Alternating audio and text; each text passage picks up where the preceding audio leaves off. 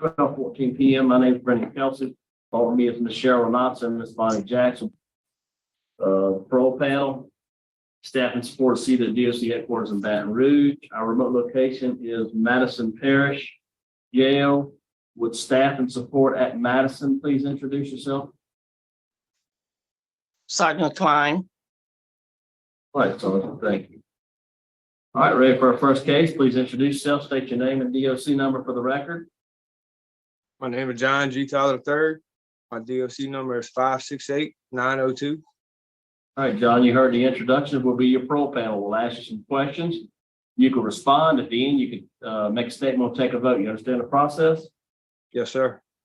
I think today on the line is Kristen Wallace and Catherine Tyler, who will be here, not speaking, but will be here. John Tyler, DOC number 568-902. You are a fourth class offender. Parole eligibility date 12/2/2020. Good time date 10/12/2028. Full term date 2/9/2029. A 15-year sentence.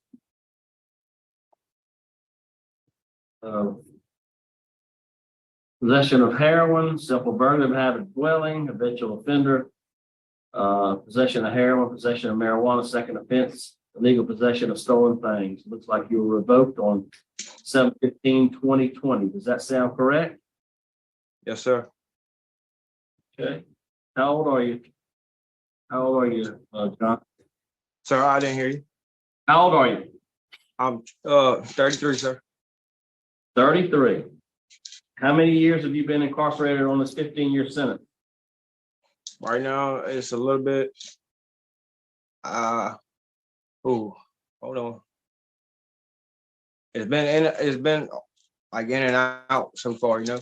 Right now, I've been locked up since 2020. So that's a little bit over 3 years. When you got revoked.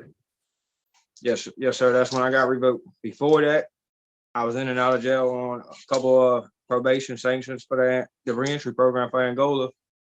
Yeah, because you were a fourth offender, so you spent some time. You've had you've absconded. Looks like you had an escape charge too. Is that right? No, sir. I never had an escape charge. Abscond. Okay. So what are you currently doing there in the facility? Right now I'm just working on myself. Like I realized a lot of things about myself since I've been here in Tallulah in Madison Parish. Like, I know I have a substance abuse treatment program. A substance abuse problem. I'm sorry, I'm nervous, y'all. All right, good job. So I know before in the past, like I always blamed others for my actions. And I never took responsibility for the things that I did. And since being here, I realized that it's time for me to grow up. Time for me to be a man. Time for me. Do you have a GED or high school diploma? Yes, sir. I got a GED. I got 3 certifications in small engine work. I got a certification in 4-stroke, compact diesel, and electrical. And when did you get those? Were you out there working before you came in jail the last time? Yes, sir. I wasn't doing the work that I got my certifications in. I was doing other work.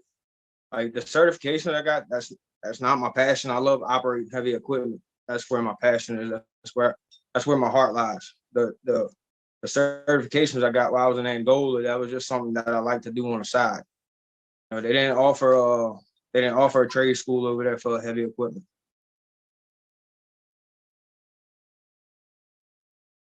So what you plan? So what are your plans if you're going to leave? Where are you going to go? Where are you going to live? What you going?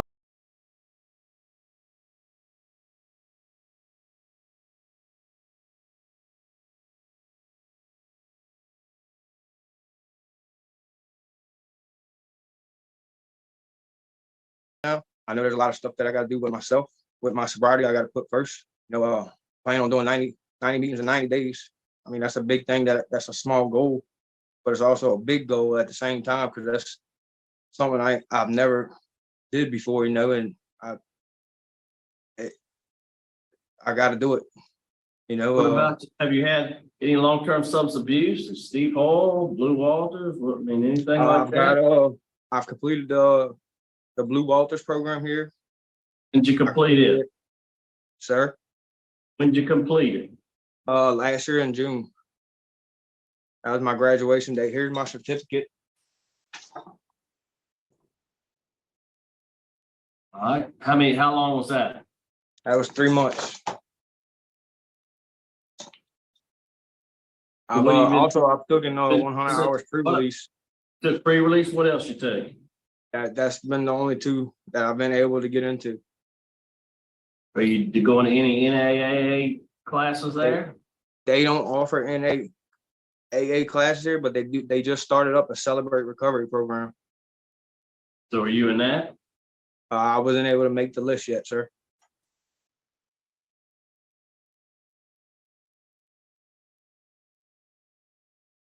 When's your last disciplinary write-up? 2014.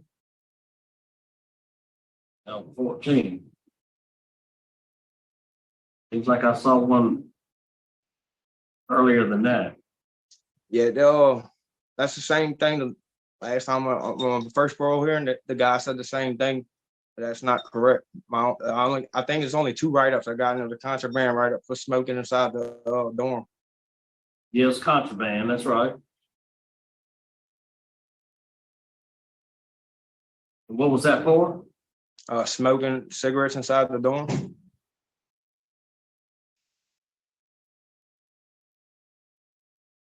You know you're not supposed to smoke cigarettes inside a dorm, don't you? Yes, sir. I learned my lesson on that. I no longer smoke cigarettes inside the dorm or in the facilities. So you gonna go with your father? I mean, he kind of wrote, he was pretty serious about what he wrote. I mean, I don't know, what you think, but basically he said he loved you and that he wasn't gonna putting up with any more of your bullshit, basically. He said, you've been in that jail since you've been 19, 20 years old. You do make good money making in heavy equipment, but you just continually screwed up. You need to work on your life and put it together. You can't give you any more favors. You need to get a steady job, he says. And he said, if you come stay there, you gotta follow his rules. You got to be in by 8 or 9 o'clock at night. What you think about Yes, that? sir. I mean, that's his rules, and that's what I gotta stand by. And I'm glad he's finally putting his foot down on me the way I need it. I need that type of guidance in my life right now because I know I can't do this on my own. I have a substance abuse problem. I need all the help I can get. You drug of choice. Heroin.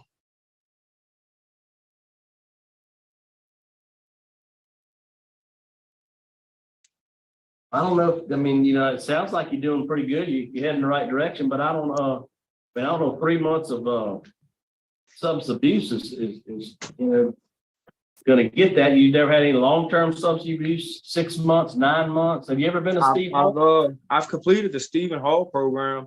I did. I have that down. When was that? I want to say it was back in 2017, 2018. So it didn't do the perk. It obviously didn't help, did it? No, because back then I wasn't ready, sir. Like I said, I'm finally coming to the point in my life where I realized that I do have a problem. I'm tireless over my addiction. I can't do it on my own. And I like I said, I want to, if I'm granted parole, whether y'all stipulated for my parole or not, I want to do the 90 meetings in 90 days. I want to find me a sponsor within them 90 days. I want to change my. That's important, right? That's all important, and that's good. But you can get out and have a job while you're doing the 90 meetings in 90 days. Oh yeah, yes sir. Yeah, I plan on working. Like I'm gonna go work with my uncle doing AC work, but I got to put my drug addiction first before anything. I'm finally understanding that's my main focus. My main goal is like I got to put that first before anything and everything. Like I know I'm not gonna be able to make it if I don't. You going back to the same area you got in all the trouble? Yes, sir. How you gonna prevent that? That's my concern. You've been in and out of jail since you've been 19 years old. You're a 4th felony offender. You got a significant drug problem. you know you got a drug problem, and you're going right back to the area where all that happened. And they're gonna be calling you. Don't think they ain't gonna be calling you. I know that, sir, and this is my answer for them. I ain't got time for that no more. I want my parents to be proud of me. You know, that girl, that person that's sitting in there with y'all, you know, I took her life away from her. What's that? You know, we was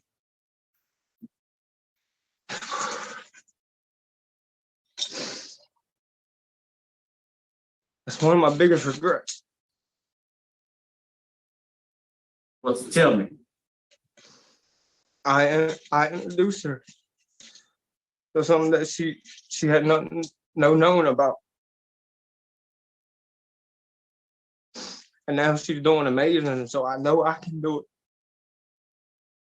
She's the mother of 2 kids. She got her own house, home car. She's a peer support counselor. I'm super proud of her. Have you ever been involved in a treatment program that's got the medically induced the Vivitrol that helps you medically stay sober? The reentry program forced me to go do the Vivitrol thing. I wasn't willingly wanting to do it. So, you know, like I don't think no drug addict is capable of staying sober if they forced to do something.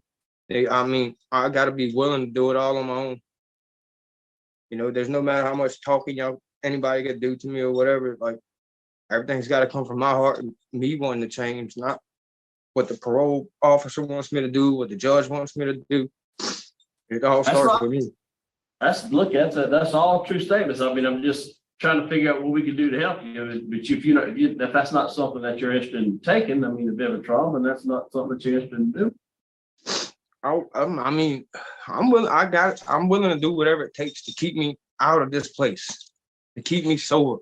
They gave you the opportunity of the medication, and you just said you don't want to do that. That's because I wasn't ready, sir. I knew I wasn't ready when I signed up for the Angola program.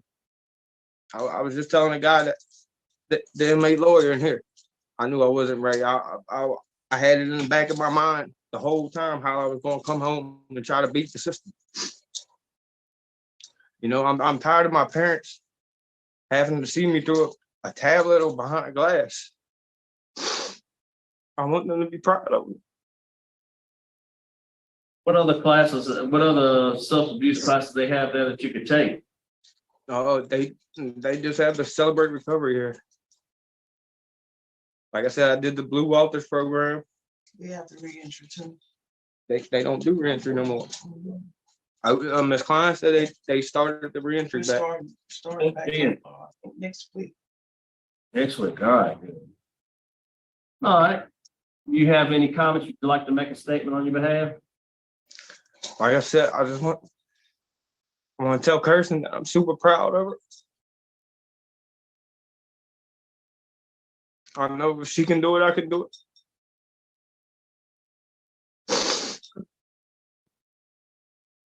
Good. Like I said, sounds like you're just trying to make that turn. You're just about trying to make that turn. But you did get revoked in 2022. You do have a significant drug problem, and sometimes a little bit of time will do you some good. I'd like to see you take the reentry program. I'd like to see you take Celebrate Recovery. If staff can hear me there, I'd like for you guys to get him in that. When those programs open, I'd like for you to do those programs. Look, today I'm not prepared to release you. I think, you're headed in the right direction. You're right there. I think if you take those classes and you stay focused like you're telling me you're focused, and next time you come up in front of us, I think it'll be a different story. Today, I'm going to vote to deny you parole, but I think you're doing a great job. I hear what you're saying. I believe you're right. You're turning the corner, but I want to see you take the Celebrate Recovery, and I want to see you do the reentry and whatever classes you can take between now and reapply when you are eligible. And I think you have a different outcome for me. But I'm just one vote, so my vote is to deny today. Ms. Renata? John, I hear what you're saying, and I do believe that you are sincere. You're tired of all this. You're ready. But I do agree that you have a high risk for your history. Your poor felony offender, your history is there, and it kind of is an impediment for you. I'm glad that you have some opportunities there where you're at. Please take advantage of them. My vote's going to be to deny for all the reasons stated by Mr. Kelsey, and I do hope that you reapply as soon as you're eligible to so. I will make a recommendation that perhaps DOC be again and talk to me about the medically assisted program and see if you have a different attitude about it. That's just assistance. That doesn't do it for you. But it's a tool that helps. So that's my vote. Thank you. Ms. Jackson? John, you said something that really was important to me when you said you had to put the recovery first. Because we see a lot of addicts, they want to put work first, other things first, and then recovery is farther down on the list. And so I think you do have a good head on you right now. My vote would be to grant conditionally upon completion of Celebrate Recovery and the reentry program, because I think that will give you the right tools that you need to succeed. But I'm only one vote, so that would be my vote. Right, Chip. 2 votes to deny, 1 to grant. Today, your parole's been denied, but keep working hard. Keep your head up. And this is just, this isn't the end. You got, you're gonna run into hard times out there. You can do it. Stay focused. Good luck. We'll adjourn at 12:31. I gotta tell you, I bought it hook, line, and sinker. I was rooting for him the whole time. He seemed like one of the more genuine hearings. He is tired. I love that he has like a passion about operating heavy machinery. He was just honest about, hey, getting his certificates and 4-stroke and compact diesel engines, but that's not what he's passionate about. He said all the right things. Glad that his father's finally putting his foot down. I don't know if I would have said finally, but I'm not going to be picky here. The goal of doing 90 meetings in 90 days, that's great. It's like setting small goals that you can be successful in. But where it all comes back is that he was just revoked, I guess, in the past 12 months. And then what's interesting to me, maybe there are people that can comment on this, is that he just seemed to, he didn't want to take, well, it was like a mix. He didn't want to take that drug that makes it impossible for you to get high. But then he's kind of retracted on it and said that he doesn't, well, it was like a story about he doesn't think that anyone should take a drug like that. They should do it on their own. To then he would take it. And I'm wondering, for me, that was like, is he just so afraid to take it that it's so scary for him as an addict, even as an addict that wants to change, that he just doesn't want to take it? Or did I overstep that? Am I overthinking it? Did he actually agree to taking that drug? You would think he would have just said, well, anyways, I am rooting for him. I didn't think it was fake tears. We've seen what fake tears look like. But like I said, I bought a hook, line, sinker. I'd love to hear your thoughts. Ultimately, it seems that he's going to have to just wait to apply for parole. And I think that he can reapply in a year. So we'll see. We'll see him in a year, I guess, or a little more than that. I'd love to hear your thoughts. And with that, I'll let you go.